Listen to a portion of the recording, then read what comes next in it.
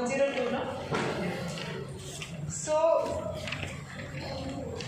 we have discussed the composition, the duration and qualification and disqualification of members. So now we are going to discuss 103, decision on question of disqualification of members. The decision on question of disqualification, I earlier told you, if you remember, that it comes within the discretion of the President, and the President, there are only two situations when the President shall not consult his Council of Ministers. अगर आपको याद हो, मैंने आपको पहले ही बताया था कौन सी दो सिचुएशन है. एक तो 103 में at the time of disqualification the President shall not consult his Council of Ministers but he shall consult Election Commission.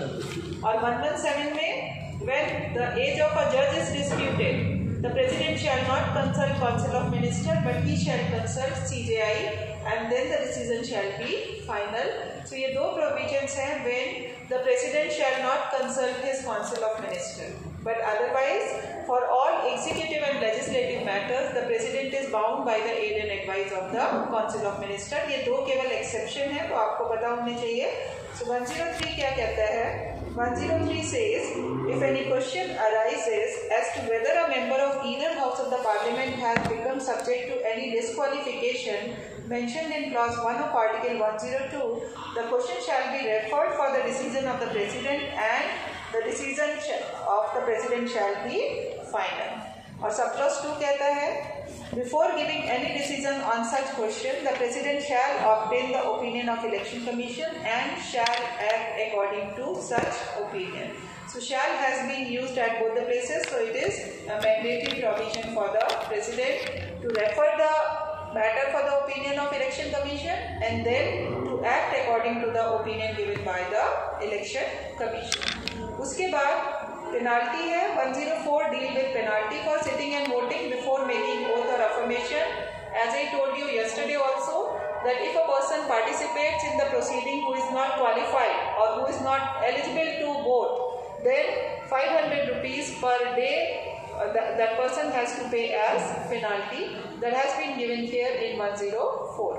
It says, if a person sits or votes as a member of either house of the Parliament before he has complied with the requirement of Article 99, or when he knows that he is not qualified or he is disqualified for membership thereof, or that he is prohibited from doing so by the provisions of any law made by the Parliament, shall be liable in respect to each day on which he so sits or votes to a penalty of 500 rupees.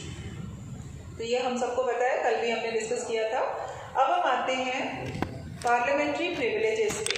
Article 105, parliamentary privileges, the privileges which have been given to the member of the house.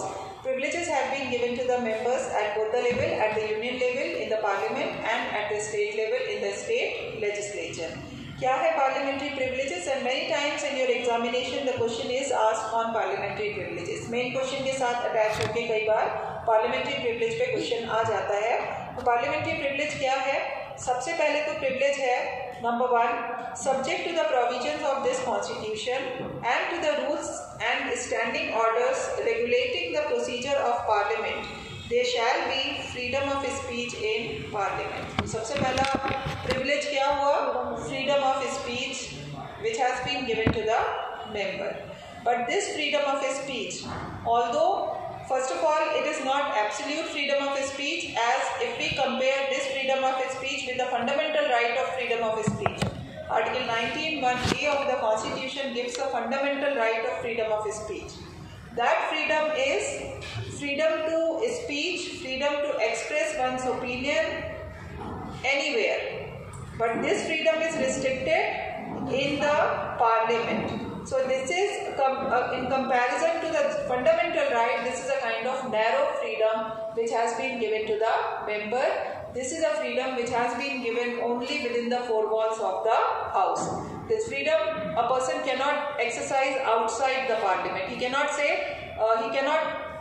anything, he cannot make a statement outside Parliament and then claim this privilege. No. For the purpose of claiming this privilege, the statement has to be made within the house. क्योंकि purpose क्या है? Purpose इस freedom का ये है कि without having any kind of fear, the member is freely expressing his opinion. A member is freely participating in proceeding and debates in the house, so that he is not having any kind of fear कि if I am saying something tomorrow defamation case can be filed against me. वो डर नहीं है उसके mind में, इसलिए उसको ये फ्रीडम दिया है. तो ये freedom specifically in the house. Within the four walls it is restricted, so it is narrow than the fundamental right of under 19(1)(a) and 19(1)(a) की अगर आप बात करो तो 19(1)(a) को रेगुलेट करता है 19 सब क्लॉज 2, whereas पार्लियामेंट्री प्रिविलेजेस पे ऐसा कोई रिस्ट्रिक्शन नहीं है. 19(2) यहाँ पे एप्लीकेबल नहीं होगा. पार्लियामेंट्री प्रिविलेजेस के ऊपर केवल 2 रिस्ट्रिक्शन है. क्या 2 रिस्ट्रिक्शन है? सबसे पहला इन the parliament, with in the house होना चाहिए. सेकेंड रिस्ट्रिक्शन जो आपका है वो सबसे पहली लाइन में आपको मिल जाता है, subject to the provisions of the constitution. So this freedom is subject to the provisions of the Constitution. When the member is exercising this freedom, he cannot violate other provisions of the Constitution. He is bound to follow the other provisions. For example, Article 121 of the Constitution. 121 of the Constitution अगर आप refer करोगे, 121 कहता है कि conduct of a judge cannot be discussed in the house. So this is a restriction which has been imposed on the member. अब वो ये नहीं कह सकता कि मेरे को तो फ्रीडम ऑफ स्पीच दिया है तो मैं कंडक्ट ऑफ जज भी डिस्कस करूंगा, because of this first line which says subject to the provisions of the constitution. तो if any restriction has been imposed by the constitution that cannot be violated while exercising this particular privilege. So these are the 2 restrictions which you can say which have been imposed on freedom of speech. Number 1, the freedom has to be exercised within the house, and number 2, it cannot be exercised violating the provisions of the Constitution. It has to be within that restriction. So 121 का example आप यहाँ पे दे सकते हो. उसके बाद sub clause 2 says no member of the house shall be liable to any proceeding in any court in respect of anything said or any vote given by him in parliament or any committee thereof, and no person shall be liable in respect to publication by or under the authority of either house of the parliament of any report, paper, votes or proceeding. So subclause 2 gives a privilege regarding publication. Subclause 1 gives a privilege regarding freedom of speech. Subclause 2 is giving a privilege regarding the publication. So if any proceeding or if any report has been published with the authority of the chairperson or with the authority of the speaker, then no action can be taken against that person for that publication, because that comes under the privilege. Because defamation आपका दोनों तरह का हो सकता है. Defamation can be on the basis of whatever you are saying, and defamation can be on the basis of whatever you are publishing. So वो written में भी हो सकता है, वर्बल भी हो सकता है.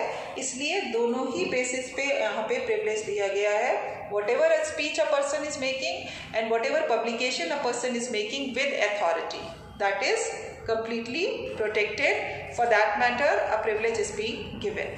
उसके बाद subclause 3 अगर आप देखोगे, subclause 3 says, in other respects, the power, privileges and immunities of each house of parliament and of the members of the committee of each house shall be such as may from time to time be defined by parliament by law.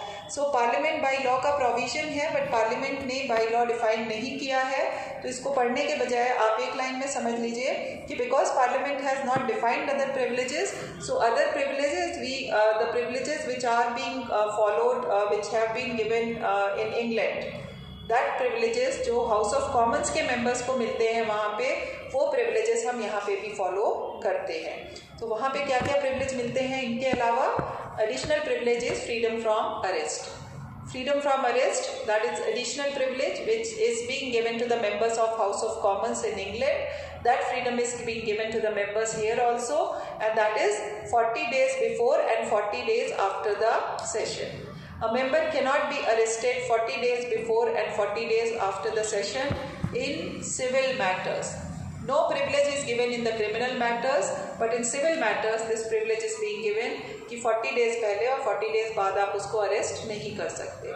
इसके अलावा the house has got a privilege to put restriction on publication, or the house has got a privilege to exclude certain matters, certain proceedings from publication. So if certain matter has been excluded from publication, if that has been published by someone, then contempt proceeding can be initiated by the house, क्योंकि ये भी उनका एक privilege है. To initiate contempt proceeding is another privilege which has been given to the house. Privilege पे आपका case material में cases है, लेकिन अभी इन ब्रीफ आप थोड़ा सा privilege समझ लो. तो इसमें जब आप इसको करोगे, there is a case MSM Sharma का केस है जो कि popularly known as Pandit Sharma case, and that case is given in your case material. अंदर दिया हुआ है केस के अंदर, वो हम बाद में डिस्कस करेंगे. In brief just I want to discuss few lines from that case, because that case is example of conflict between judiciary and legislature, कि किस एक्सटेंट तक ये कॉन्फ्लिक्ट जा सकती है. MSM शर्मा में क्या हुआ था, सम proceeding which was excluded from publication by the Speaker of Lok Sabha, that was published by MSM Keshav Sharma. So when he published these proceedings which were excluded from publication, the arrest warrant was issued against him and action was initiated against that person. So when action was initiated against him, he applied for bail before the High Court, क्योंकि उसके against arrest warrant और he was detained, he was arrested. क्योंकि house has got, house को क्वेज़ाई judicial powers होती हैं. जो the proceeding जो है that will not considered as a purely judicial proceedings, but it will come under quasi judicial proceedings. So उसके under में वो पनिश कर सकते हैं. So bail was applied.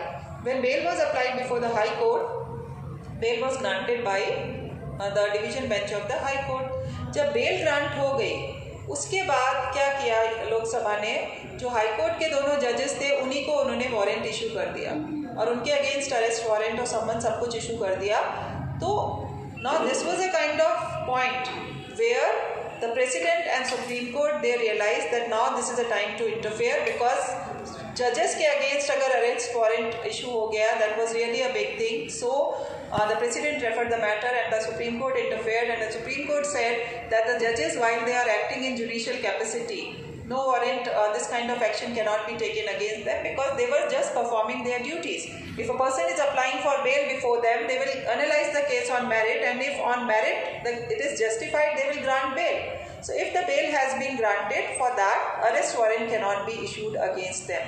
तो उन्होंने फिर उसको मेलो डाउन किया कि नहीं आप आके जस्टिफिकेशन दीजिए. फिर अल्टीमेटली उसका ख़त्म हुआ सुप्रीम कोर्ट की इंटरफेरेंस से. But this is a great example when to show that how much, to what extent this conflict can go.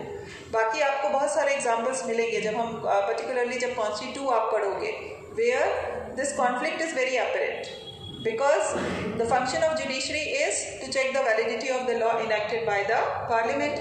So whenever the law has been declared as unconstitutional, immediately amendment will be made and immediately the effect of that judgment will be nullified. इसके बड़े सारे example हैं. आप इंदिरा साहनी की judgement देख लो, reservation में देख लो, and otherwise भी बहुत एग्जाम्पल्स हैं विच विल बी डिस्कसिंग.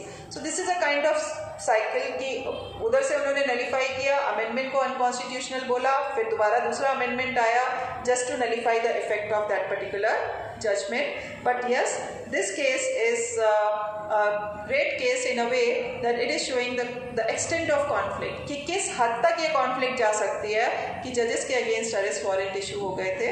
सो ये केस हम डिटेल में बाद में डिस्कस करेंगे. तो this is one of the privilege जो कि हाउस को है.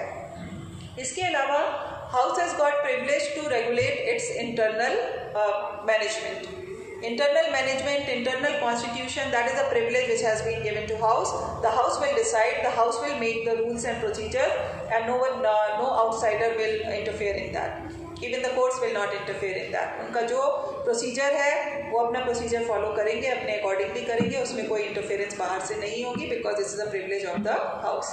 उसके बाद उनका प्रिविलेज है, privilege of the house is to initiate contempt proceeding. जैसा कि मैंने आपको बताया, the house can initiate contempt proceeding, and while initiating contempt proceeding the house acts as a quasi judicial body. So contempt proceeding, अगर if a member is doing anything which is demeaning the authority of the house or which is where there is disregard of the judgment, any direction given by the house, then contempt proceeding can be initiated against that particular member or even against a stranger. जरूरी नहीं है कि contempt proceeding केवल member के against हो, contempt proceeding outsider के against भी हो सकती है. If outsider is doing anything which is demeaning the authority और it is like the directions given by the house they are not being followed. Or contempt proceeding में even a member can be expelled. Contempt proceeding if it has been initiated, expulsion of member is another privilege. जो कि राजा रामपाल का case है, आपके case material में दिया गया है. Raja Rampal is a case in which the members they were expelled from the membership क्योंकि उन्होंने ब्राइब ली थी. Because they have taken bribe, so they were expelled. Their membership they were expelled, and they challenged the validity. They said that we are elected representatives, we cannot be expelled from the membership. तो उस पे फिर court ने बोला था कि नहीं, when it comes under the privilege of the house, if the members, no matter they are elected representative, if they are doing something which is demeaning the authority of the house, if they are taking bribe or if their conduct is not according to the code of conduct which has been provided by the house, then action can be taken by the house. It comes under the privilege which has been given to the house, and for that matter even they can be expelled by the house. So it also comes under their under the privilege which has been given to them. और उसी के साथ साथ as I told you that the house has got a privilege to conduct or to regulate its own internal proceeding or management. उससे आपका article 122 से आप उसको रिलेट कर सकते हो. अगर 122 आप देखोगे, 122 says court not to inquire into proceeding of the parliament. Court 121 तो मैंने पहले रेफर किया था कि कंडक्ट ऑफ जज नहीं डिस्कस किया जाएगा. 122 court not to inquire into proceeding of the parliament. It says that the validity of any proceeding in parliament shall not be called in question on the ground of any alleged irregularity of procedure. Irregularity of procedure पे no proceeding can be challenged before the court because internal proceeding is their privilege. So if any irregularity is also there in the proceeding, it comes under their privilege. They can rectify that, but it cannot be challenged before the court. लेकिन यहाँ पे फिर आपका राजा रामपाल की judgement आती है कि क्या चीज़ एक्सक्लूडेड है. एक्सक्लूडेड है irregularity of procedure only, but if there is any substantial illegality, then that is not excluded. Irregularity is excluded, but substantial illegality is not excluded. For that purpose, the court has got jurisdiction to interfere. वहाँ पे वो 122 का भी नहीं ले सकते हैं. लेकिन yes, otherwise these are the privileges which have been given to the house, and these privileges I will be discussing in detail with the help of cases which have been given in your case material. So basically ये आपका 105 का सब clause 3 हो गया, and ये yes इसको हम skip करते हैं. अब हम आते हैं मेन चीज़ पे, मेन प्रोविजंस पे, दैट इज लेजिस्लेटिव प्रोसीजर. क्योंकि डे 1 से we are discussing, we know that law making is the function of parliament. तो लॉ मेकिंग जब इसका फंक्शन है तो लॉ मेकिंग में किस तरह से, what are the powers, what are the procedures, that we are going to discuss article 107 onwards. There are 3 kinds of bill, you all know: ordinary bill, money bill and financial bill. Ordinary bill में both the houses they stand on equal footing. Money bill में more power has been given to the lower house. Financial bill can be introduced in the lower house, but then the procedure is like ordinary bill. तो वहाँ पे ज़्यादा power नहीं है, केवल introduce नहीं हो सकता, but बाकी procedure same है. But money bill में yes, more power is being given to the lower house. But even in case of ordinary bill, अगर कोई कॉन्फ्लिक्ट आ गया, then the conflict will be resolved on the basis of joint sitting. अब joint sitting जब भी होगी, then Lok Sabha because numerically it is more in number, तो फिर जो वो चाहेंगे उसके हिसाब से बिल पास होता है. तो डायरेक्टली और इनडायरेक्टली वहाँ पे भी अगर जॉइंट सिटिंग तक नौबत जाती है तो उनके अकॉर्डिंगली ही डिसीजन होता है. So let us analyse the provisions. 107 says that subject to the provisions of article 109 and 117. 109 deal with money bill and 117 deal with financial bill. Subject to the provisions of 109 and 117 with respect to money bill and other financial bill, a bill may originate in either house of the parliament. So ordinary bill may be originated, it can be introduced in either house of the parliament. इसमें कोई restriction नहीं है. 2.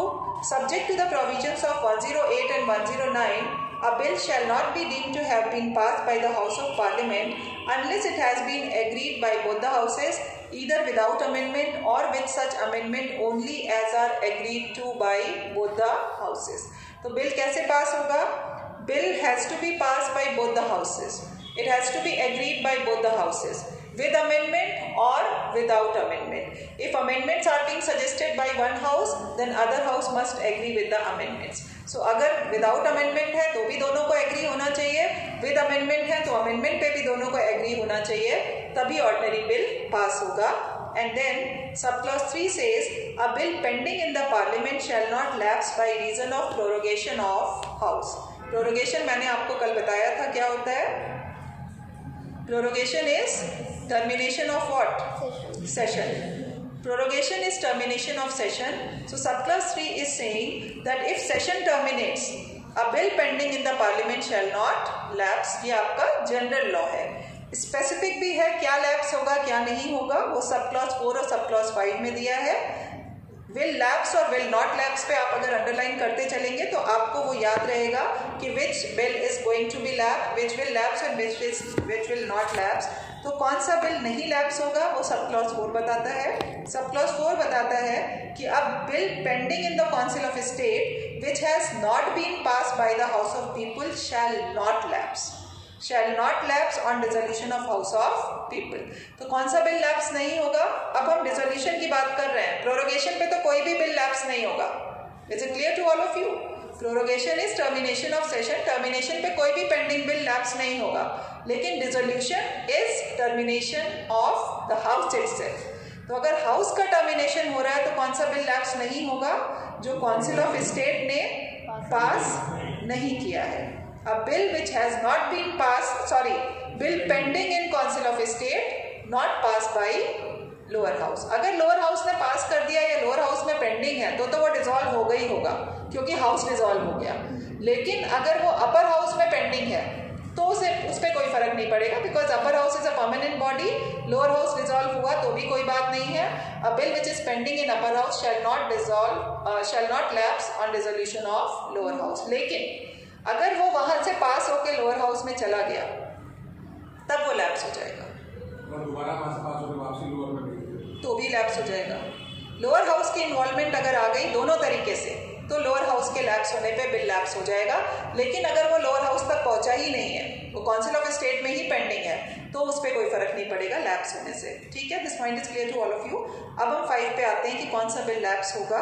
It says a bill which is pending in the house of people और which have been passed by house of people pending in council of state. ये आपकी query यहाँ पे covered है जो आपने अभी भी पूछी. A bill which is pending in the house of people or which have been passed by house of people pending in council of state shall subject to the provision of 108 lapse on the dissolution of upper house, of the house of people. ठीक है, तो ये clarity आ गई. कौन से bill lapse होंगे? या तो बिल जो पेंडिंग है लोअर हाउस में, या जो बिल पास किया है लोअर हाउस ने और वो काउंसिल अपर हाउस में पेंडिंग है, वो बिल लैप्स हो जाएगा. उसको आप सिंपल समझने के लिए अपने माइंड में ये समझ लो कि जैसे ही लोअर हाउस की इन्वॉल्वमेंट आई, लोअर हाउस के डिसॉल्व होते ही वो बिल लैप्स हो जाएगा. और अगर लोअर हाउस की इन्वॉल्वमेंट नहीं है, वो केवल अपर हाउस में ही पेंडिंग है, पहुंचा ही नहीं है लोअर हाउस में, तो वो लैप्स उसके ऊपर कोई फर्क नहीं पड़ेगा. Is it clear to all of you कि किस सिचुएशन में लैप्स होगा, किस में नहीं होगा? और प्रोरोगेशन पे कोई भी लैप्स नहीं होगा. प्रोरोगेशन कोई फर्क नहीं डालता बिल पेंडिंग पे. उसके बाद 108 talks about joint sitting of both the houses, जो मैंने अभी आपको बताया था कि ज्वाइंट सिटिंग क्यों होगी. ज्वाइंट सिटिंग ये 3 सिचुएशन में होगी. A, B, C 3 दिए हुए हैं. If a bill has been pass by one house and transmitted to other house and the bill is rejected by other house, this is the first ground. If the bill has been rejected by other house. Number 2, house have finally disagreed to the amendment made to the bill. Amendment एक house ने suggest किए, दूसरा house ने accept नहीं किए, and more than 6 months have passed from the date of reception of bill by other house without the bill being passed. So इन तीनों ही situation में या तो बिल रिजेक्ट कर दिया अदर हाउस ने, या अमेंडमेंट से एग्री नहीं कर रहे हैं, या 6 महीने हो गए वो कुछ भी नहीं कर रहे हैं. Joint sitting shall be called by the President, and as I told you, in joint sitting decision will be taken on the basis of majority votes. So majority votes की जब बात आती है लोकसभा न्यूमेरिकली मोर इन नंबर, तो फिर उनके basis पे bill का डिसीजन हो जाता है। तो इसको पूरा डिटेल में पढ़ने की जरूरत नहीं है, इसको हम स्किप कर सकते हैं। अब हम आते हैं 109 पे। 109 हमारा डील करता है special procedure with respect to money bill, जो कि ब्रॉडली आप सबको पता ही है। It says a money bill shall not be introduced in the Council of State. So we all know that money bill can be introduced only in the lower house. Secondly, it says a money bill has been passed by House of People. It shall be transmitted to the Council of State for its recommendation, and the Council of State shall, within a period of 14 days from the date of receipt of the bill, return the bill to the House of People with its recommendation, and House of People may thereupon either accept or reject all or any of the recommendation of the Council of State. तो यहाँ से ही बड़ा clear हो जाता है कि क्या power दी गई है लोअर हाउस को, कि यहाँ पे after the money bill has been pass by lower house, क्योंकि इनिशिएट लोअर हाउस में हुआ, तो लोअर हाउस ने पास किया, पास करने के बाद अपर हाउस में भेजा किस चीज के लिए, रिकमेंडेशन के लिए। 14 डेज का टाइम दिया उनको रिकमेंडेशन का, लेकिन यहाँ पे वर्ड में आ गया कि रिकमेंडेशन वो कुछ भी करे, हाउस लोअर हाउस में और मे नॉट एक्सेप्ट। तो डिस्क्रिशन पावर अल्टीमेटली सारी किसके पास चली गई, लोअर हाउस के पास, कि वो एक्सेप्ट करना चाहेंगे तो करेंगे, नहीं एक्सेप्ट करना चाहेंगे तो नहीं करेंगे, और अपना ओरिजिनल बिल जिस शेप में उन्होंने भेजा था उसी शेप में पास कर देंगे। सब clause 3 says if House of People accept any of the recommendation of the Council of State, the money bill shall be deemed to have been passed by both the houses with the amendments recommended by the Council of State and accepted by House of People. So if amendments made by the Council of State have been accepted, then the bill shall be passed as if it has been passed by both the houses. वापस दोबारा से नहीं भेजेंगे कि उन्होंने suggest किए, हमने accept किया, फिर हम वापस से भेज रहे हैं, no, it will be deemed to have been passed by both the houses. 4. If the House of People does not accept any of the recommendation of Council of State, the money bill shall be deemed to have been passed by both the houses in the form when it was passed by House of People without any amendments recommended by the Council of State. तो अगर amendments मान लिए, recommendations मान लिए, तो recommendation के साथ वो मनी बिल पास माना जाएगा, और अगर नहीं माने, if the recommendations have been rejected, not accepted by lower house, then the bill shall be deemed to have been passed in the original shape. जिस ओरिजिनल शेप का क्या मतलब हुआ, ओरिजिनल शेप जिस शेप में लोअर हाउस ने पास करके भेजा था, वो ओरिजिनल शेप में ही पास माना जाएगा, as if it has been approved by both the houses of the parliament. 5th, if money bill has been passed by House of People and transmitted to the Council of State for its recommendation is not returned to the House of People within a period of 14 days, it shall be deemed to have been passed by both the houses at the expiry of said period in the form in which it was passed by House of People. So again 14 days का time दिया गया है. If during that period no action is being taken by the upper house, neither accepted nor rejected, then automatically after a period of 14 days it shall be deemed to have been passed by both the houses. So is it clear to all of you? इसमें कोई complicated नहीं है, आप सबने पढ़ा होगा तो आप सबको ये चीज़ समझ में आ जाएगी. अब हम आते हैं 110 पे, definition of money bill. Definition of money bill कई बार आपकी कॉम्पिटिटिव एग्जाम्स में आ जाती है, तो उसके लिए आपको 3 चीज़ें, अगर आप 3 पॉइंट याद रखेंगे आपको हमेशा मनी बिल का डेफिनेशन याद रहेगा. सबसे पहला, इफ एनी लॉ और bill is related to tax, किसी भी तरह से अगर वो टैक्स से रिलेटेड है, नया टैक्स है, रिपील किया है, ऑल्टर किया है, अमेंड किया है, कुछ भी अगर टैक्स में किया है, that will come under money bill. Secondly, if it is related to the borrowings of the government या guarantee given by the government, government ने किसी से पैसा लिया है या उसने कोई गारंटी दी है, वो आ जाएगा आपका मनी बिल में. उसके अलावा कंसोलिडेटेड फंड से किसी ना किसी तरह से रिलेटेड, कहीं पे भी आपको कंसोलिडेटेड फंड का वर्ड मिल जाए तो आप समझ लो वो आपका कहाँ पे आएगा, मनी बिल की कैटेगरी में आ जाएगा. तो ये इतने सारे पॉइंट्स को आप अगर 3 पॉइंट याद कर लेते हो तो आपको हमेशा याद रहेगा कि सबसे पहला टैक्स मैटर से रिलेटेड बिल मनी बिल में आता है. सेकेंडली, अगर गवर्नमेंट की बोरोइंग है या गारंटी है वो मनी बिल में आ जाएगा. और फिर डिफरेंट तरीकों से कंसोलिडेटेड फंड से रिलेटेड बिल आपका, that will come under the category of money bill.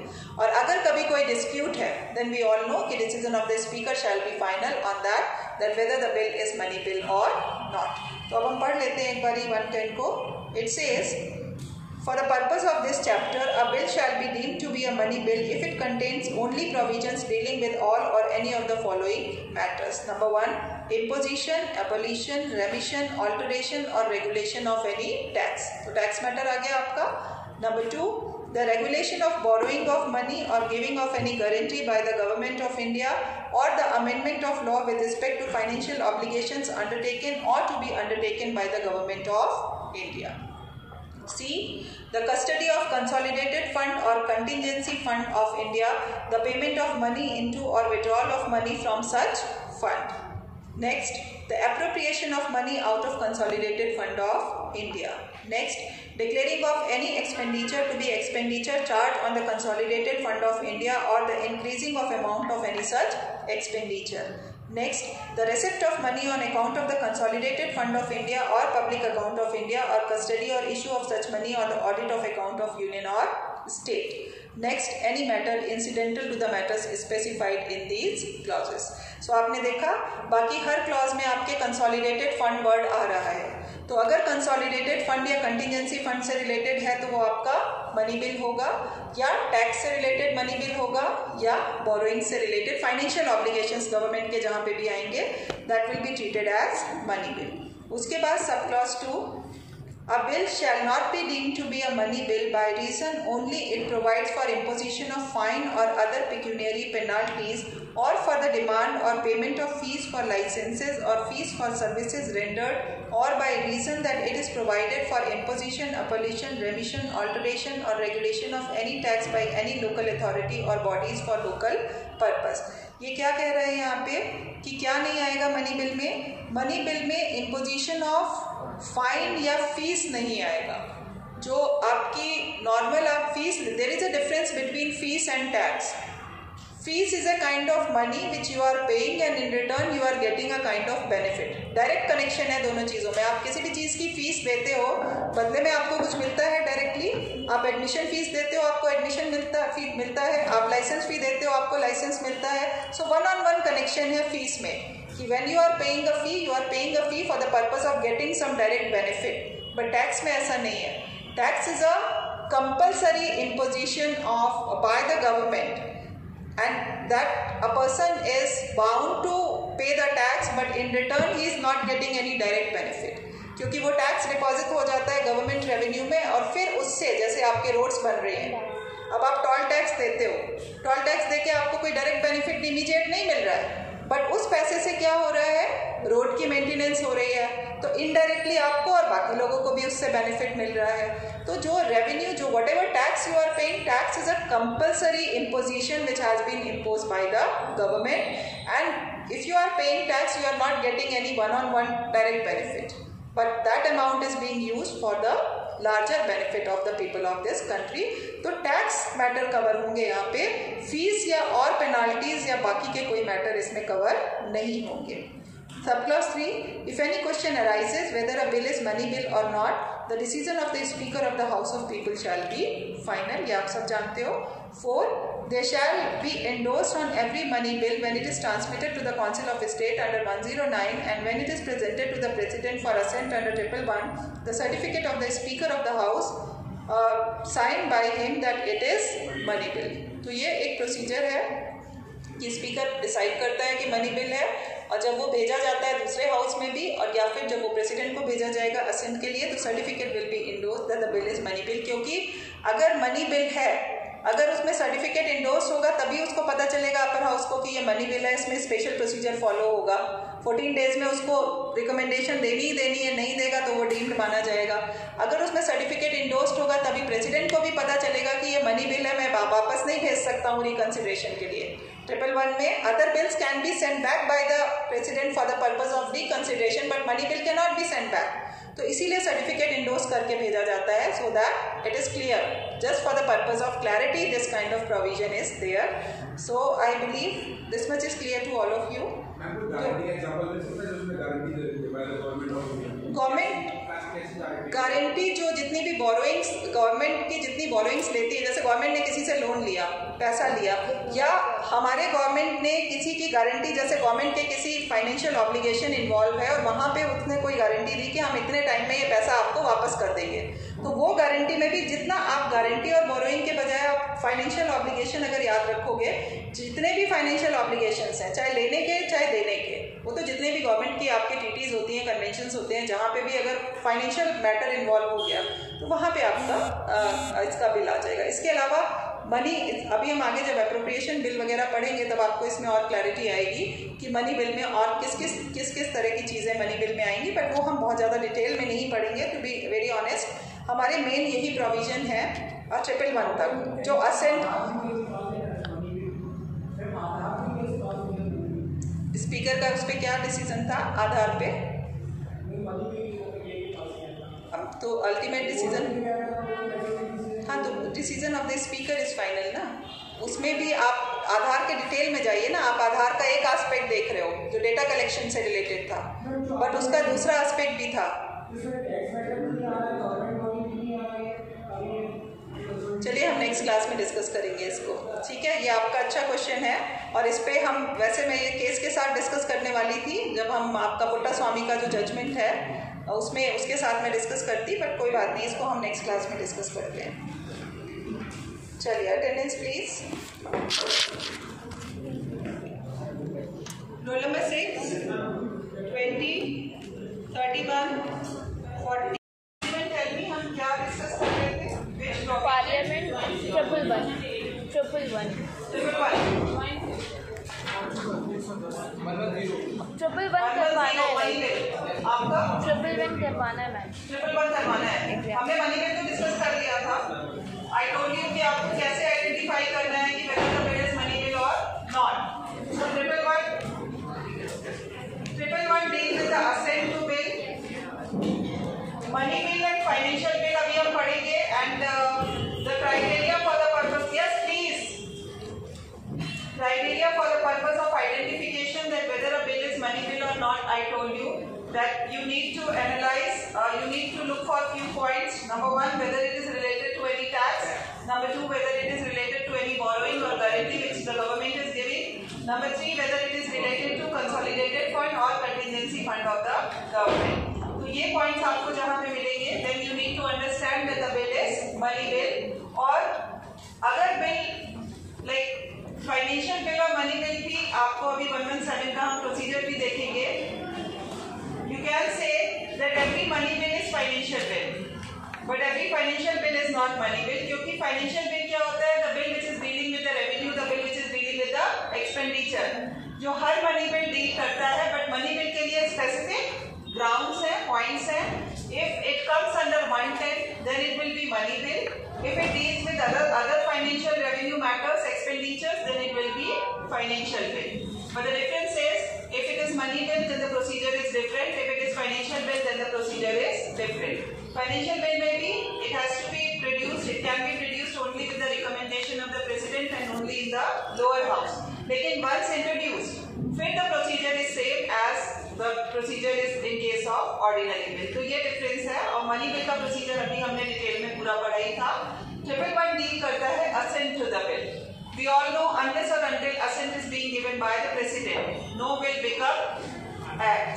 तो उसके लिए 111 कहता है, when a bill has been passed by the House of the Parliament, it shall be presented to the president, and the president shall declare either he assent to the bill or he withhold assent therefore. So the bill has to be presented to the president for the purpose of assent, and then the president has got two options.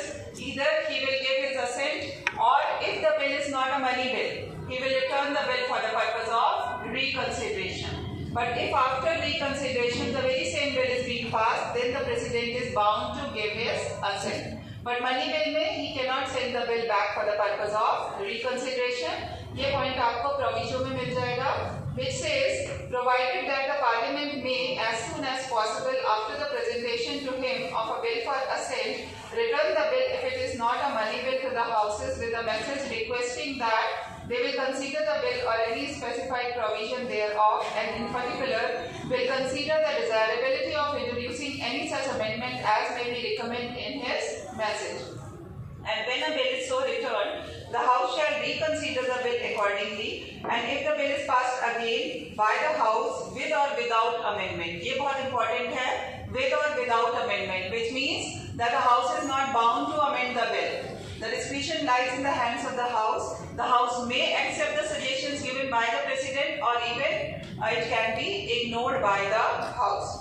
With or without amendment and presented to the President for assent, the President shall not withhold assent therefore. यहाँ पे shall आ गया है कि जब second time after reconsideration the bill will be presented, then the President cannot withhold the assent therefrom. So this is what we discussed in money bill, और ये पूरा procedure we discussed, assent to the bill we discussed, and last class जब खत्म हो रही थी तो someone asked related to that Aadhaar case, किसी ने पूछा था, क्योंकि क्लास खत्म हो रही थी तो मैंने उस पर आपको बताया नहीं था कुछ. आधार पे एक्चुअली कंट्रोवर्सी रही है, बिकॉज आधार पे कंट्रोवर्सी ये थी कि Aadhaar is not a money bill. And why this, क्योंकि we know that regarding the money bill the decision of the speaker is final. तो उसमें ये पूरा कॉन्फ्लिक्ट ये था कि Aadhaar is not dealing with any item given in 110. So Aadhaar has wrongly been given the status of money bill but by majority. और उसमें contention ये रेज किया गया था कि whether a bill is money bill or not bill, not money bill. Number one, the decision of the speaker is final, even if the speaker has wrongly decided a bill as money bill. Even then, it is protected. It cannot be open to judicial review because of Article 123, which says that the House has got privilege with related to the matters regarding internal procedure. तो contention ये था कि bill money bill है या नहीं है, ये इनका इंटरनल प्रोसीजर है. तो अगर इंटरनल प्रोसीजर में स्पीकर ने गलत भी डिसाइड किया है, even then it can not be question by the court because of 123. But we have Raja Rampal judgment, वो हम डिस्कस करेंगे. और राजा रामपाल में कोर्ट ने बोला था procedural irregularity is exempted, but substantial illegality is not exempted. उसके लिए the matter is open to judicial review. But यहाँ पे by majority, although the judgment has been criticized, Justice Chandrachud की minority dissenting judgment थी, and the judgment has been criticized, but by majority it has been accepted that Aadhaar bill deals with it is a money bill, क्योंकि जो section 7 था उसका वो consolidated fund को deal करता था. So on that ground it was held by the court by majority that because it is dealing with consolidated fund section 7 of Aadhaar bill, so it will come under the category of money bill. So उसका criticism अलग है. जब justice पुत्रा स्वामी की judgement हम करेंगे तब देखेंगे उसको डिटेल में, बट आप उसको रेफर कर सकते हो. When you are writing this you can refer because that was the most controversial issue. और अभी भी उस पर एक दो तीन और इश्यूज हैं जिन पे कंट्रोवर्सी चल रही है, जिसपे रिसेंटली सीजीआई ने बोला है कि हम एक लार्जर बेंच 7 जजेस बेंच की जजमेंट बनाएंगे, and validity of all these kind of bills which have been wrongly considered as money bill that will be looked into by the larger bench. तो वो अभी चलेगा, देखते हैं उसमें क्या होता है. तो ये हमारा हो गया यहाँ तक प्रोसीजर. ऑर्डिनरी बिल हमने समझ लिया, मनी बिल हमने समझ लिया. उसके बाद 112 अब हम ब्रीफ में चलेंगे, बस हम कंसेप्ट बताते चलेंगे, पूरे प्रोविजंस नहीं पढ़ेंगे. 112 डील करता है एनुअल फाइनेंशियल स्टेटमेंट से. So annual financial statement president present करता है एवरी फाइनेंशियल ईयर में. It has to be laid before both the houses of the parliament. ये एनुअल फाइनेंशियल स्टेटमेंट क्या होता है? It is regarding the expenditure and expenditures. इसमें revenue amount, different expenditures और कैसे इसको कंसोलिडेटेड फंड पे चार्ज करना है, ये सारी चीजें यहाँ पे डिटेल में होती हैं इस बिल में. और इस बिल के बाद ग्रांट्स दी जाती हैं for the purpose of expenses of the government. The grants are to be given. और ग्रांट्स के लिए क्या पर्पज है, क्या प्रोसीजर है, that has been given in 113. 113 कहता है क्या प्रोसीजर है एस्टिमेट्स के लिए. It says so much of the estimate as relate to expenditure charged upon the consolidated fund of India shall not be submitted to the vote of the parliament, but nothing in this clause shall be construed as preventing the discussion in either house of the parliament. So जो expenditure होगा, जो demand for grant house में रखी जाएगी, that is not open to vote. Discussion होगा उस पे, but open to vote नहीं होगा. उस पे lower house का decision होगा. ओपन टू वोट नहीं है. लोअर हाउस डिसाइड करेगी that whether that grant the amount expenditure. देखो गवर्नमेंट चलाने के लिए खर्चा तो चाहिए. अब वो खर्चा एज इट इज जितना मांगा है डिमांड पूरा देना है या उसको कम करके देना है या उतना ही, क्या whatever decision is to be taken that will be taken by the lower house. The procedure is being provided in sub clause 2. Sub clause 1 तो कहता है कि राइट वोट पे के लिए ओपन नहीं है. Sub clause 2 कहता है so much of the said procedure estimate as relate to other expenditure shall be submitted in the form of demand for grants to the House of People, and House of People shall have power to assent or to refuse to assent to any demand or to assent to any demand subject to reduction of the amount specified therein. So whatever amount is demanded, that complete amount can be granted by lower house or it can be reduced. उसके बाद appropriation bill आता है. Appropriation bill is also money bill, वो भी money bill की category में ही आता है. 114 बताता है आपको appropriation bill के लिए. Appropriation bill it says as soon as may be after the grant under 113 have been made by the House of People, they shall be introduced a bill to provide for appropriation out of Consolidated Fund of India and all money required to meet A. the grant so made by the House of People, B. the expenditure charged on the Consolidated Fund. तो जब 113 का procedure is being followed, grants have been allowed by the lower house, then this appropriation bill will be initiated and then it will be for the purpose of grant or expenditure from the consolidated fund. क्योंकि consolidated fund से grant हो रहा है, इसीलिए appropriation bill को money bill की category में लाते हैं. And that is why I told you difference आपको financial bill और money bill में हमेशा पता होना चाहिए कि every money bill will always be financial bill, but vice versa नहीं होगा. Financial bill money bill तभी होगा जब वो 110 में आता है. और अगर 110 के अलावा कोई भी रेवेन्यू, कोई भी एक्सपेंडिचर है, कोई भी फाइनेंशियल मैटर है, वो आपका फाइनेंशियल बिल हो जाएगा. तो इसमें बाकी के आप छोड़ दो, बाकी के प्रोविजंस रेलेवेंट नहीं है. 117 में special provision as to financial bill है, पूरा पढ़ते नहीं है, ये हम पहले डिस्कस कर चुके हैं. We know that financial bill can be introduced only in the lower house, number 1. Number 2, we also know that financial bill can be presented only with the recommendation of the President. Number 3, once the bill has been introduced in the lower house, after that the normal procedure as to ordinary bill will be followed. क्या मतलब हुआ कि दोनों houses को equal power है. जैसे money bill में lower house को ज्यादा पावर है, फाइनेंशियल बिल में ऐसा नहीं है. फाइनेंशियल बिल का केवल initial 2 steps are same. The recommendation of the president and only in the lower house. Once introduced in the lower house, after that the same procedure will be followed as ordinary bill wala, which we have discussed, that the bill has to be passed by both the houses. If any amendment is being suggested by one house, then it has to be approved by both the houses. वो normal वही procedure आपका चलेगा, तो ये पूरा पढ़ने की जरूरत नहीं है. उसके बाद 121 मैंने आपको पहले भी बताया था कि जजेस का conduct can not be discussed in the house when I was discussing with you parliamentary privileges. वो आपको यहाँ पे 121 में मिलेगा. It says no discussion shall take place in the parliament with respect to the conduct of any जज of the supreme court और of the high court in discharge of his duties except upon a motion for presenting an address to the president praying for the removal of a judge as hereinafter provided. So conduct of a judge cannot be discussed in the house because of this clear-cut provision. And as I told you when I was discussing 105, I told you that freedom of speech is subject to the provisions of the Constitution. So this provision of the Constitution is imposing a restriction on that freedom, that while exercising that privilege, conduct of the judge cannot be discussed. Conduct of a judge केवल एक ही situation में discuss किया जा सकता है जब उनका impeachment proceeding, जब उनका removal procedure चल रहा है under 124 of the Constitution. Otherwise उनका conduct discuss नहीं किया जा सकता. But let me tell you one more thing. अगर इस provision के बाद भी conduct discuss हो गया हाउस में, किसी मेंबर ने कर दिया, it will not be open to judicial review. No judicial action can be taken against that particular person because of that privilege which has been given. House action लेगा, speaker action लेगा उसके against, या chairperson action लेगा कि in spite of having this clear-cut provision, if that person is making a remark on the conduct of a judge, contempt proceeding initiate हो सकती है. बाकी whatever punishment the speaker, the chairperson wants to give, that can be given.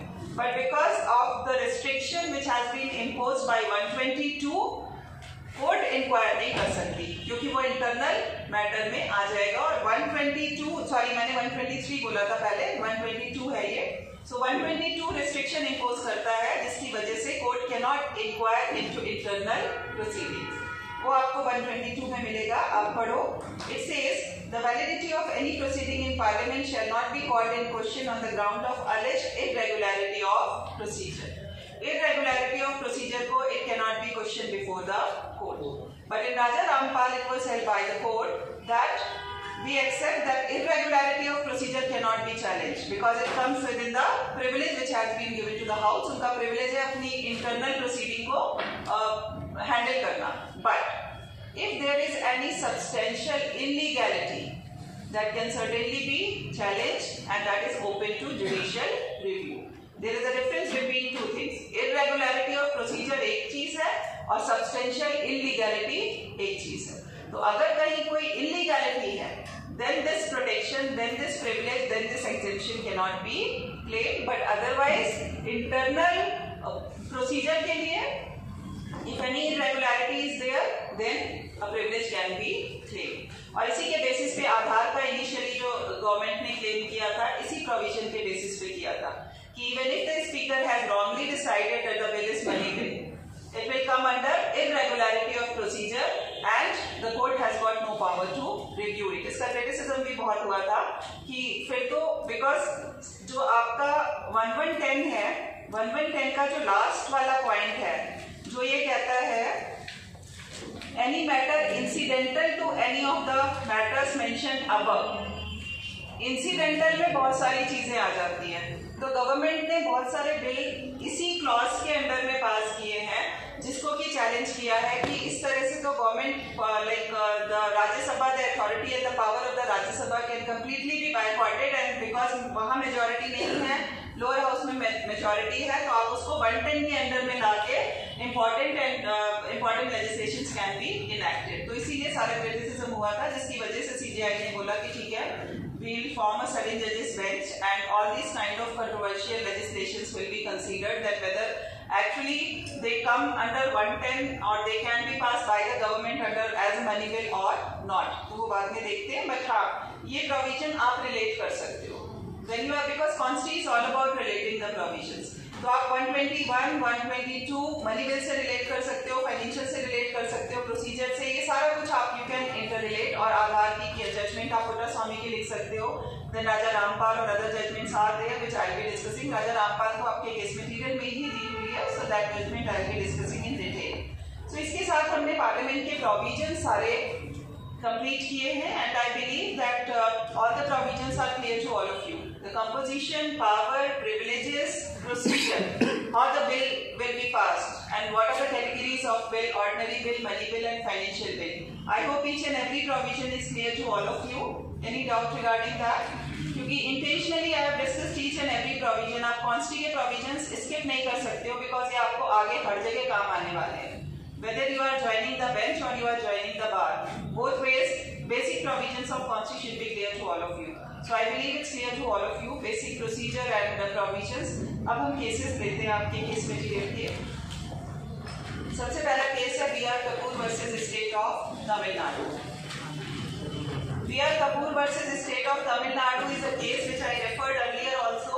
कुछ points मैंने इसमें से refer किए थे।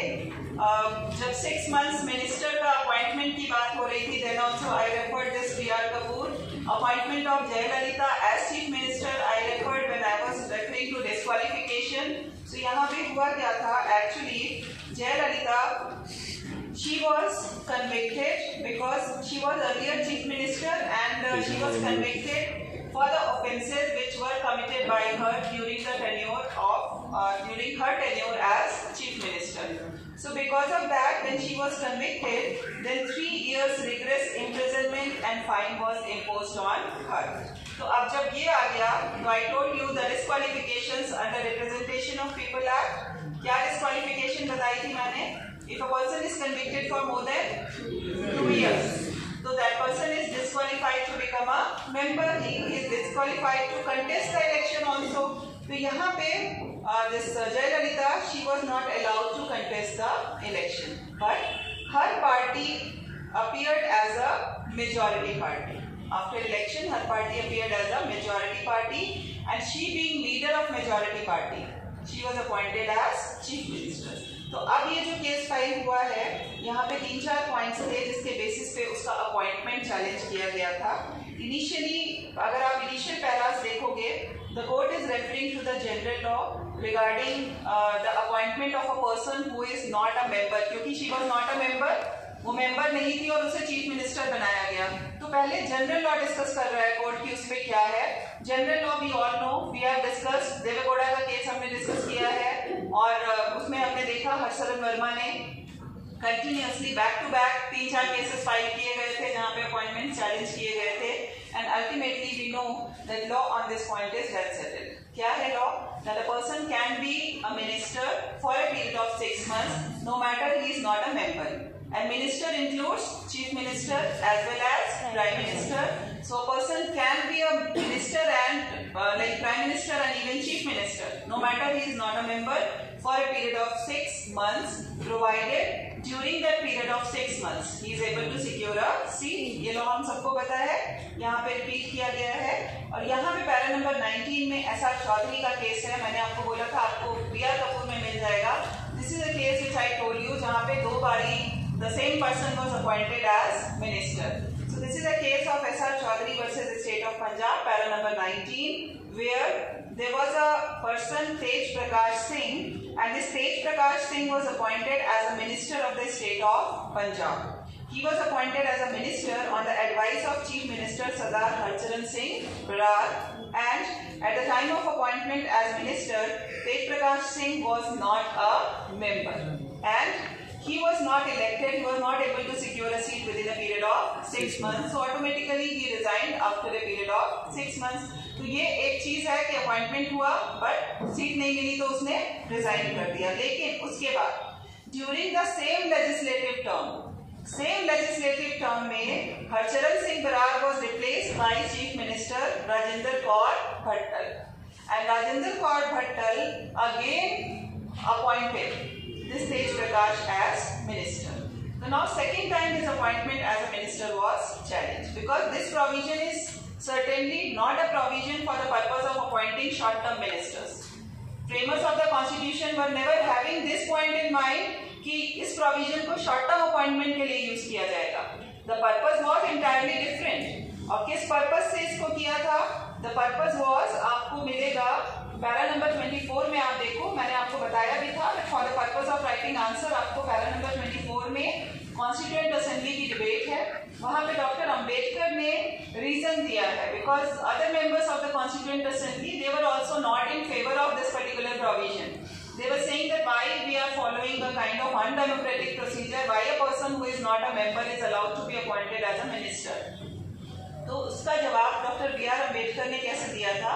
रफली ऊपर से 10th और 12th लाइन आप देखो, उन्होंने सिर्फ एक बात बोली थी, that a person who is otherwise competent to hold the post of minister has been defeated in a constituency for the some reasons which, although it may be perfectly good, might have annoyed the constituency and he might have incurred the displeasure of the particular constituency. क्या कह रहे हैं doctor Ambedkar?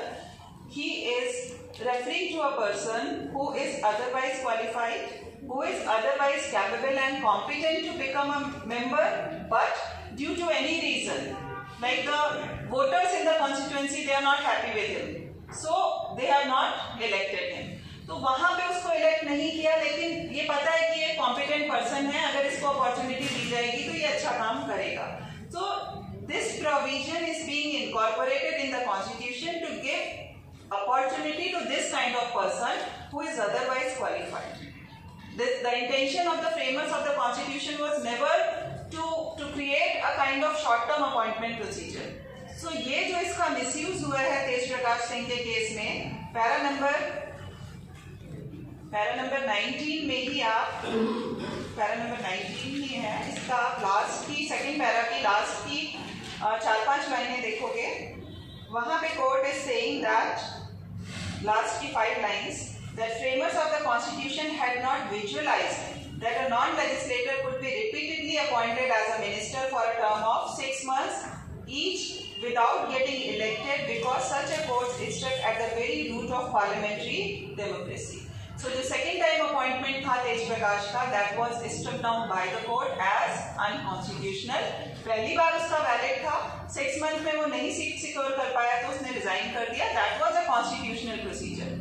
But during the same legislative term when he was appointed second time, तो second time appointment उसका illegal था, because this provision is not a source of power for the appointment of short term members or short term legislators. Is it clear to all of you?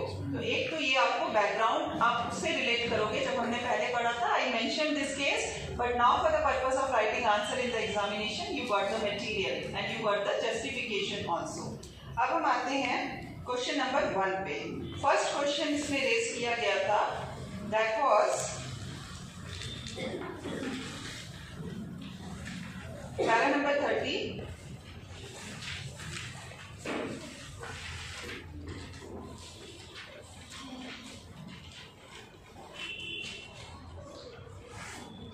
इसका question पीछे कहीं पे होगा, इसका answer यहाँ पे दिया हुआ है, मैं आपको बता देती हूँ। इसमें कंटेंशन ये था कि जो क्वालिफिकेशंस और डिस्क्वालिफिकेशंस हैं, qualifications and disqualifications they are only for the members, they are not for the non legislator. तो अगर कोई मेंबर ही नहीं है तो उस पर क्वालिफिकेशन और डिस्क्वालिफिकेशन नहीं लगेगी।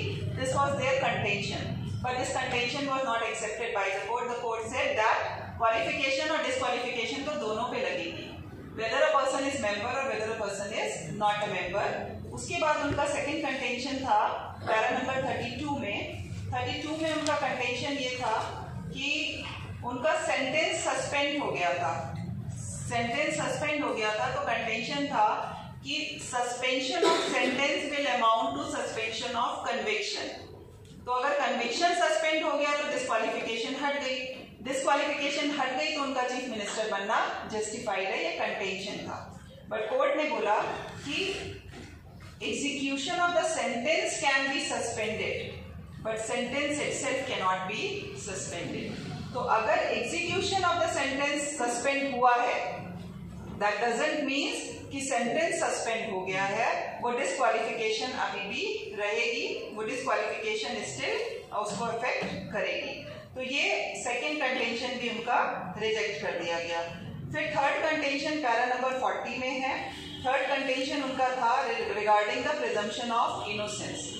The contention on behalf of Jayalalithaa was that appeal is being filed before the higher court and till the decision of the higher court presumption of innocence रहेगा, और प्रिजम्पशन ऑफ इनोसेंस की वजह से disqualification नहीं attract होगी। Even this contention was rejected by the court. The court said the moment a person is convicted, the presumption of innocence is gone. No matter आपने appeal और further appeal आप file करते रहिए, सबसे पहला जब कन्विक्शन आपका लोअर कोर्ट से या ट्रायल कोर्ट से हुआ है, प्रिजम्पशन ऑफ इनोसेंस तो तभी चला गया, डिस्क्वालिफिकेशन तो तभी अट्रैक्ट हो गई, नो मैटर आगे क्या डिसीजन होता है। ठीक है, are you getting the points? ये सारे कंटेंशंस हैं। उसके बाद इनका जो लास्ट कंटेंशन था पैरा नंबर 48 में, लास्ट कंटेंशन इनका ये था कि governor was obliged to appoint the leader of the majority party as chief minister. Governor is bound to appoint the leader of the majority party as chief minister. Governor को कोई discretion नहीं है। अगर if a person is leader of majority party, by virtue of being leader of majority party, this is the convention which is being followed, that person must be appointed as chief minister regardless of his qualification or disqualification। ये contention भी court ने reject किया है para number 50 में। all the four contentions they were rejected। Para number 50 में court बहुत clearly कह रही है कि if we accept this contention we will invite disaster। This contention cannot be accepted that governor is bound to appoint the leader of majority party as chief minister irrespective of qualification or disqualification। फिर तो कोई भी appoint हो सकता है। पहली qualification है citizen of this country, फिर अगर हम ये कंटेंशन माने तो फिर तो सिटीजन भी ना हो। अगर लीडर है तो by virtue of being leader आप चीफ मिनिस्टर बना दो। Are you getting? कितना डिजास्टर जो ये कंटेंशन है, ये क्यों नहीं एक्सेप्ट हो सकता? So this is what the court is saying. The court is referring to the situation, exactly the same situation यहाँ पे रेफर किया है। As an example, the majority party in the legislature could recommend the appointment of a citizen of a foreign country who would not be a member of legislature and who would not be qualified to be a member thereof under Article 173 as Chief Minister under 164(1) read with 4 to the Governor, and the Governor would be obliged to comply. The legislature would be unable to pass no confidence motion against the foreign Chief Minister because the majority party would oppose it, and the foreign Chief Minister would. इसमें the court is giving a kind of example that how dangerous this contention is कि अगर हम इसको accept करें कि governor is bound to appoint the leader of majority party as chief minister no matter whether that person is qualified or disqualified. How absurd interpretation of provision is being given here, and entire rule of law will be at stake if this kind of interpretation is accepted. और अगर आपको याद हो, मैंने जब discretionary power when I was discussing of the governor, then I told you this is also one of the discretion which has been given to the president as well as to the governor. Shamsher Singh versus state of Punjab, अगर आपको याद हो, मैंने 3 situation बताई थी. पहली ये थी discretion can be exercised by both at the time of appointment of prime minister and chief minister. वो ऐसी ही सिचुएशन के लिए था. नॉर्मली तो कन्वेंशन फॉलो होगा कि leader of majority party will be appointed as prime minister और chief minister, but if that person is not qualified to become a member, then certainly no matter he is leader of majority party, the person cannot be appointed as either as prime minister or as chief minister. तो यहाँ पे आप इसको relate कर सकते हो शमशेर सिंह वाले case से. उसके बाद इसी के कंटिन्यूएशन में आप पढ़ो. Such a dangerous and absurd interpretation of Article 164 has to be rejected out of hand. The Constitution prevails over the will of people as expressed through the majority party. The will of people as expressed through the majority party prevails only if it is according to the Constitution. The governor is a functionary under the Constitution and sought to preserve, protect and defend the Constitution. And the governor cannot, in exercise of his discretion or otherwise, do anything that is contrary to the Constitution and law. So, the court is basically saying that the Constitution will prevail over will of people. No matter वो majority party है, लोगों ने उन्हें elect किया है by majority, but will of people will not prevail over the Constitution. It is the Constitution which will prevail over the will of people. And उसके बाद एक एग्जाम्पल दिया है पैरा नंबर 52 में कि अगर जज भी गलत अपॉइंट हुआ है, if a person is appointed as जज who is not qualified, even his appointment will be question. So यहाँ पे अगर गवर्नर अपॉइंट कर भी देता है, तो governor first of all governor is acting contrary to the provisions of the constitution, जिसकी वजह से गवर्नर को खुद भी हटाया जा सकता है. एंड सेकेंडली वो अपॉइंटमेंट भी क्वैश कर दिया जाएगा as in Kumar Padma Prasad versus union of India के केस में किया गया था. पैरा नंबर 52 में आप देखो, Kumar Padma Prasad versus union of India, and यहाँ पे one K Srivastava was appointed as जज of the Guwahati high court by a warrant of appointment signed by the President of India. But this Srivastav was not qualified, so his appointment writ of quo warranto was issued against him and his appointment was cancelled. Quo warranto क्या होता है? What is your authority? So if a person is not qualified to hold a post, then writ can be filed. So यहाँ पे तो president ने appoint किया था तब भी क्वैश हो गया, तो गवर्नर अपॉइंट करेगा तो वो भी सेम उसका हश्र होगा. If that person is not qualified to be appointed, if that person is appointed, then again it can be challenge and it can be question. तो यहाँ पे चारों कंटेंशंस ही रिजेक्ट कर दिए थे कोर्ट ने, and it was held that appointment of Jayalalithaa as chief minister was unconstitutional because she was disqualified. ये वाला केस आपके डिसक्वालिफिकेशन पे आएगा. Whenever you are writing your answer on qualification and disqualification, अगर आपका क्वेश्चन आता है, उस पे आप ये जयललिता का केस, B.R. चौधरी का केस, कुमार पद्मा प्रसाद, ये सारे केस आपके डिसक्वालिफिकेशन वाले क्वेश्चन पे आएंगे. Many times a specific question is asked in your examination. So इसमें आप लोग रेलिवेंट पैरा मार्किंग कर लो. Para number 19.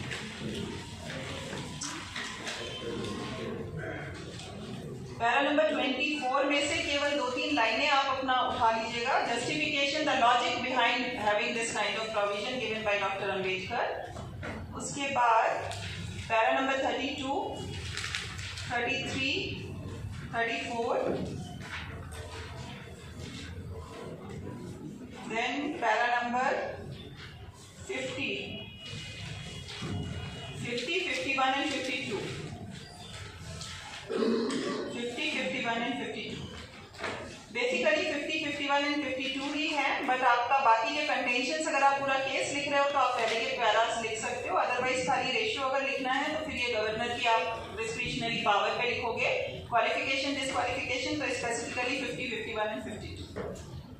So I hope it's clear to all of you. इसके बाद एक छोटा सा केस है, हम डिस्कस फटाफट से कर लेते हैं। लिली थॉमस का केस, ये भी मैंने आप लोगों को बताया हुआ है लिली थॉमस का case, but for the purpose of writing answer in the examination आपको पैरा मार्किंग यहाँ से हो जाएगी। यहाँ पे section 8(4) of this representation of people act, the validity was challenged. If you remember, this section says that if a person is convicted, then within a period of 3 months that person can file appeal, and during the pendency of appeal the person is not disqualified। तो उसने बहुत उसको extend कर दिया था disqualification के period पे, क्योंकि it's very obvious that every person is going to file appeal within a period of 3 months, और हमें पता है कि कितनी जल्दी केसेस डिसाइड होते हैं, पेंडेंसी कितनी है, तो वो तो फिर आपका एंडलेसली पेंडेंसी ऑफ अपील रहेगा, और during the pendency of appeal वो that person will not be disqualified. तो इसको चैलेंज किया गया था लिली थॉमस के केस में, एंड लिली थॉमस के केस में कोर्ट ने कंटेंशन उनका ये था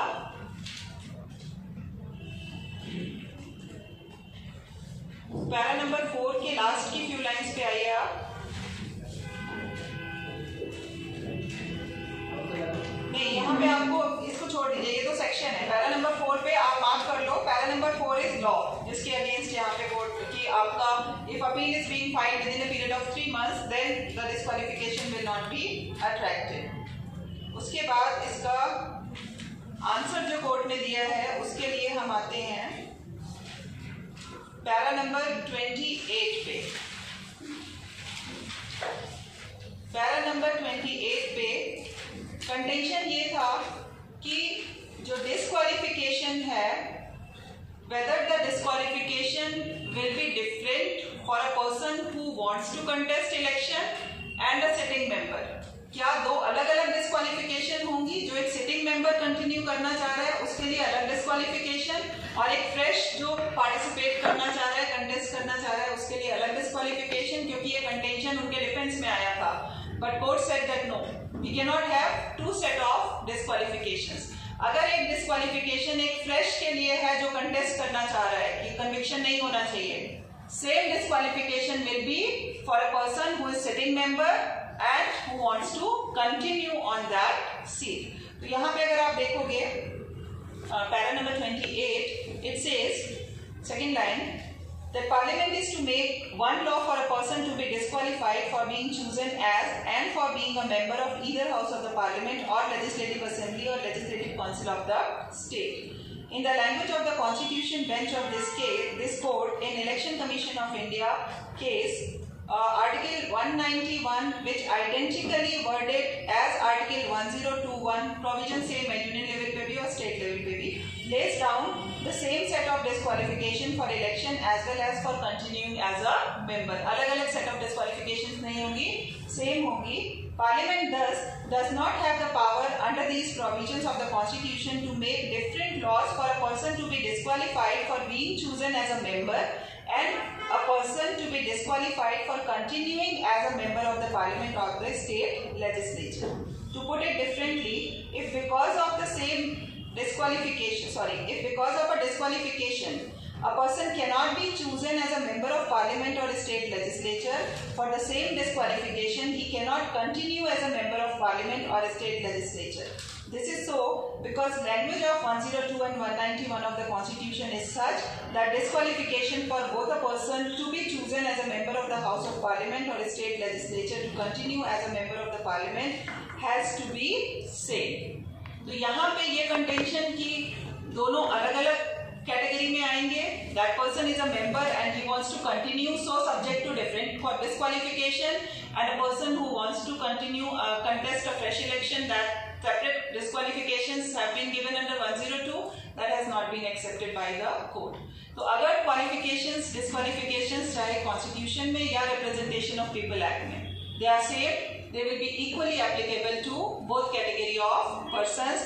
तो जब वो equally applicable होंगे तो ये provision कहाँ से आ गया कि a person who has filed appeal within a period of 3 months, the disqualification will not be attracted in his case. ये तो आपने 2 set of disqualification ले लिया ना, कि अगर सिटिंग मेंबर है उसने अपील फाइल कर दिया तो वो डिस्क्वालीफाइड नहीं है, नया है वो डिस्क्वालीफाइड कंटेस्ट कर रहा है, वो कन्विक्टेड है तो वो डिस्क्वालीफाइड है. So these kind of 2 set of disqualifications or 2 kind of laws cannot be applicable. Similar kind of disqualification will be attracted in both the cases. That is why it was held by the court that subsection 4 of section 8, which says that within a 3 months appeal can be filed, it is unconstitutional and section 4 has been struck down. लेकिन the judgment of Lily Thomas is not retrospective in nature. Retrospective नहीं है. जितने हो गए disqualified, जितनों ने appeal file कर दी उनकी valid रहेगी, लेकिन बाकी केसेस में आप अब आगे से नहीं कर सकते.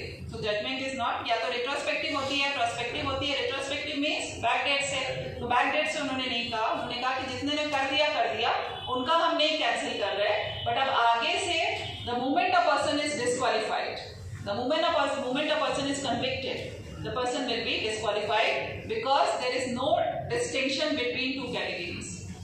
Fresh member or the person who wants to continue as a member, दोनों में कोई difference नहीं है. Both are subject to the same disqualification. इतना ही है. But Lily Thomas is a very important judgment क्योंकि पूरा subsection 4 को struck down किया गया था. It's a very important provision. ये बहुत बड़ा umbrella protection था जो कि sitting members को मिला हुआ था. So that way it's a very important judgment. So you must include when you are writing your answer on this judgment of Lily Thomas. इसमें relevant पैरा भी आपके लास्ट वाले ही हैं. Para number 28, 33,